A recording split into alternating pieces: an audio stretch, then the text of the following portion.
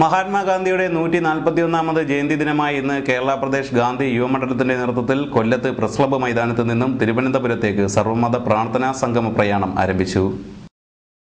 സർവമത പ്രാർത്ഥനാ സംഗമ പ്രയാണം കേരള പ്രദേശ് ഗാന്ധി യുവമണ്ഡലം സംസ്ഥാന ചെയർമാൻ അയത്തിൽ സുദർശനൻ കൊല്ലം പ്രസ് ക്ലബ്ബ് മൈതാനത്ത് ഉദ്ഘാടനം നിർവഹിച്ച് സംസ്ഥാനതല ചടങ്ങുകൾക്ക് തുടക്കം കുറിച്ചു. കേരളത്തിലെ ഗാന്ധിയൻ പ്രസ്ഥാനങ്ങളുടെ ചരിത്രപരമായ പ്രവർത്തന പന്ഥാവുകളിൽ ഊഷ്മളത പകരുന്ന കേരള പ്രദേശ് ഗാന്ധി യുവമണ്ഡലം സർവമത പ്രാർത്ഥന സംഗമ വിശ്വശാന്തി പ്രയാണവുമായി മുന്നോട്ട് നീങ്ങുകയാണ്. ഇന്ന് പ്രഭാതം മുതൽ ഇന്ന് ഉച്ചവരെ കൊല്ലം ജില്ലയിൽ പര്യടനം നടത്തിയതിനു ശേഷം കൊല്ലം മഹാത്മാഗാന്ധി പാർക്കിലും കൊല്ലം ഈസ്റ്റ് പോലീസ് സ്റ്റേഷൻ അങ്കണത്തിലെ ഗാന്ധി പ്രതിമയിലും ആരാർപ്പണവും പുഷ്പാഞ്ജലിയും അർപ്പിച്ചതിനു ശേഷം പിന്നീട് കൊല്ലം മഹാത്മാഗാന്ധി പാർക്കിലെയും കൊല്ലം ഈസ്റ്റ് പോലീസ് സ്റ്റേഷൻ കമ്പൗണ്ടിലെയും ഗാന്ധി പ്രതിമകളിൽ പുഷ്പാഞ്ജലി അർപ്പിച്ച് സർവമത പ്രാർത്ഥനാ സംഗമ പ്രയാണം കൊല്ലം ജില്ലയിൽ പര്യടനം നടത്തി.